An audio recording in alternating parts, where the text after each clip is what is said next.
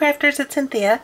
I am back again with another Distress Oxide ink project. And ever since I fell in love with these inks and realized how great they are for ink blending, I've been racking my brain thinking of ways to use ink blending. So this is something I came up with. And my previous videos, I was featuring that Emboss Resist Technique. So I made the panel in one video, then I made the little lion card in the next video, and so now I'm going to do a very similar technique again. But this time I'm going to use the Distress Oxide inks. And if you're not familiar with these, they're the latest creation from Tim Holtz and Ranger, and they're just a really awesome ink. They're a combination of both a dye ink and a pigment ink, and then also they have a special oxidation effect which is completely unique to only this ink. So they also happen to ink blend, like I said, very nicely. So that is what I'm going to do right now, and I'm starting off with the peeled paint, which I haven't actually used yet out of my new colors. Uh-oh, now it's hailing. We've kind of had some seriously stormy weather today, so you'll have to excuse the noise if you hear stuff. So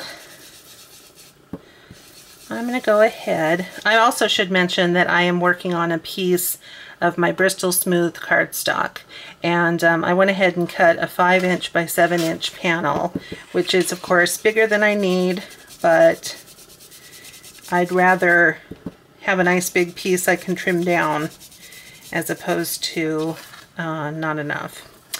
So I'm going to be working with either 3, possibly 4 colors, it just depends. So let me go ahead and get some of the green going. And the nice thing about this particular technique that I'm going to use is it's very forgiving for imperfect ink blending, but it just so happens that, like I said, these oxide inks blend so beautifully that it just kind of works perfectly every time, despite me.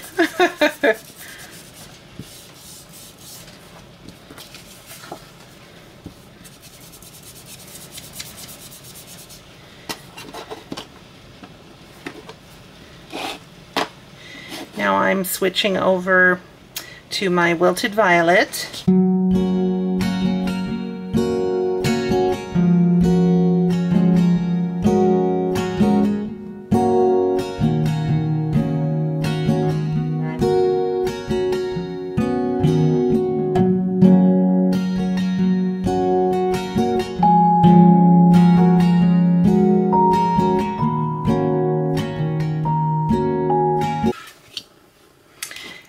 Switching over to my Broken China.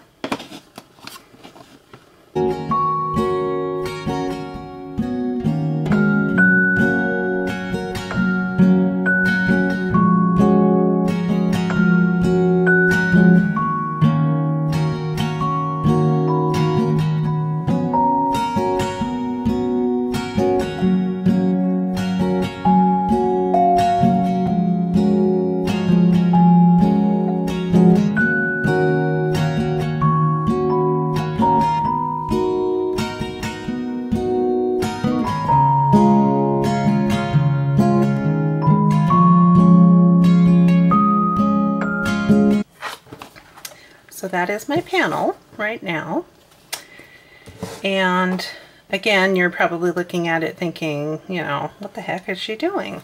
And that's a valid question, but you know, again, with the technique I'm about to show you, it's okay that this is, you know, patchy and that some of the edges aren't perfect and stuff like that. So trust me, this will turn into something quite different. So the other thing that I want to make sure of is that this panel actually needs to be completely dry before we move on.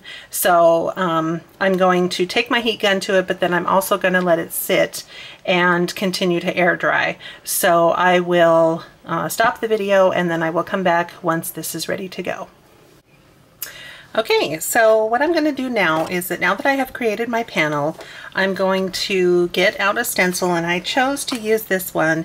It's a My Favorite Things stencil, and it's called Circle Burst. Wow. A little extra rain and wind beating against the house. Anyway, if you can hear me over the insanity outside, anyway, I'm going to use this stencil and I really like it, and this is the first time I'm actually using it. So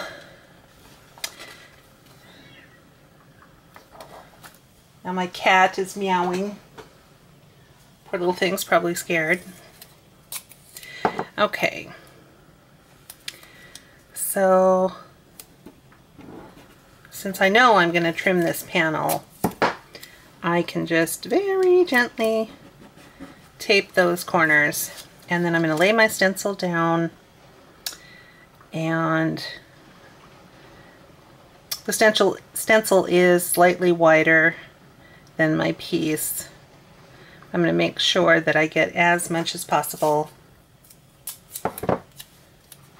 Those ink colors are just so pretty. I have all the ink pads now, but I think I'm going to have to go back and get all the re-inkers too. Okay, so now I'm going to take my little Versamark cube. This came in one of my Simon Says stamp kits, and I'm glad because sometimes I really like having that little one. So I'm using a finger dauber, and I'm just going to go ahead and spread that Versamark sticky ink through the openings of the stencil.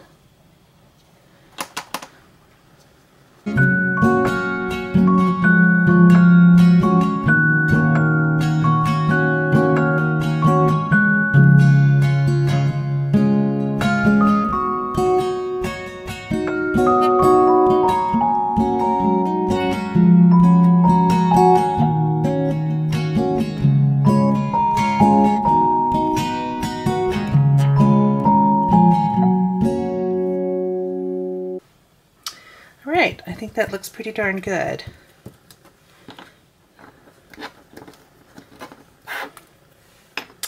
Now I'm going to carefully pull up my stencil.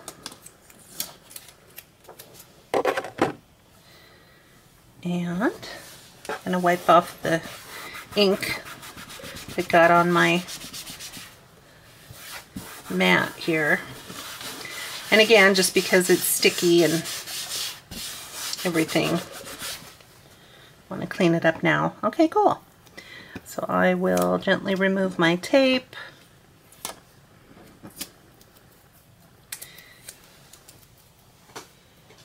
And then since I was sure to dry my panel first, I can feel confident about getting my embossing powder on. So as before with the cheetah background, I'm going to use my clear embossing powder. This one happens to be the Simon Says Stamp Fine Detail Clear.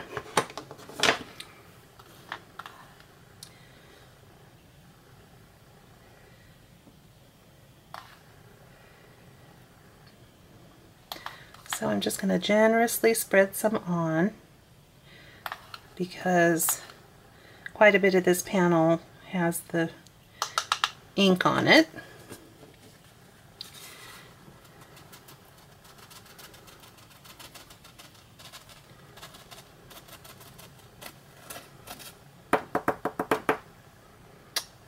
Isn't that cute?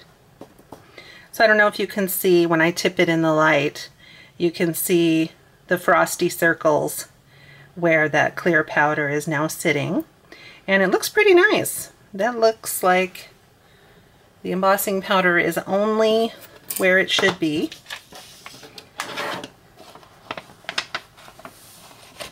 And if I hadn't let that page dry, that would not be the case. There'd be powder everywhere, and all your careful stenciling would get messed up. So, okay, all right. So now I'm just going to go ahead and heat up my heat tool and melt my powder.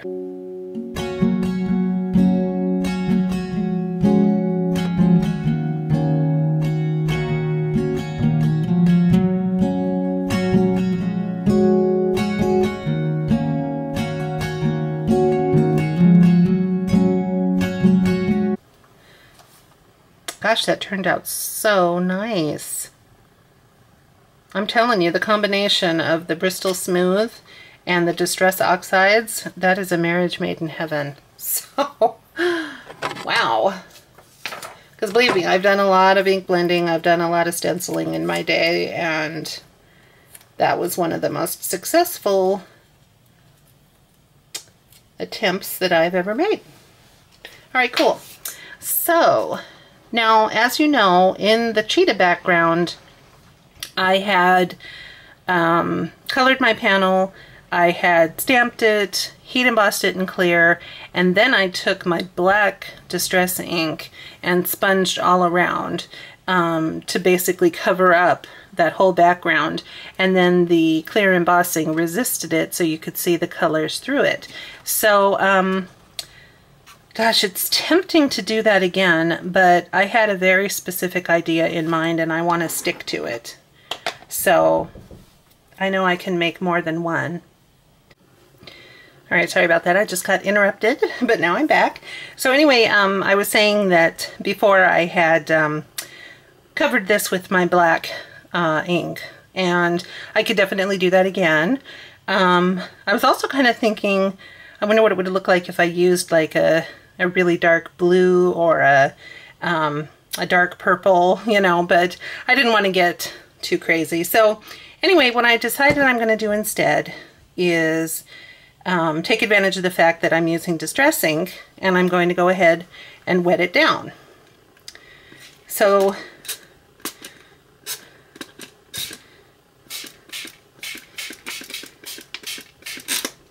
now you're going to be mad when you see this, because you're going to be thinking, oh no, what did she just do? But hopefully this will look nice. So I'm just going to go ahead, I wet it all down, I'm going to let it sit for just a moment, and then I'm going to come back and I'm going to pick up the extra ink that I just reactivated by getting it wet. So see? So essentially, I'm just erasing ink from the background.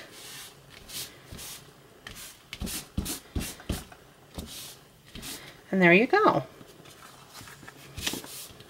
So you get, you know, the intensity of your original inking is underneath that clear embossing. So you retain all those pretty colors. And see what I mean by cleaning up that background and changing it, all of my ink blending imperfections are just somehow swept away. And the only thing you're aware of is kind of an overall ombre look. Now, I'm not sure, I've got this speckling here, which is of course attractive, but I'm just curious if I can do something about that. So it looks like if I just put a little more water. I just didn't want the speckling to detract from the circle pattern. Okay, now I have to be somewhat careful because this is actually not watercolor paper. As I mentioned, it's my Bristol Smooth, so it's only going to hold up to so much liquid before it starts to pill. Okay, cool. So, what do you guys think of that?